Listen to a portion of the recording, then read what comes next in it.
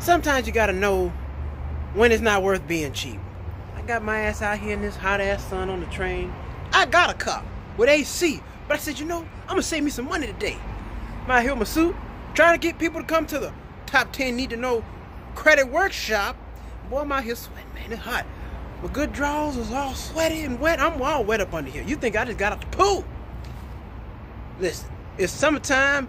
Forget all that. Get in the car and burn the gas. Pay for the gas. Gas $5. Pay the money. Pay the money. It's nice and cool on this train, but I forgot. See, I'm in the shade. I can't go out there in that sun. Might melt.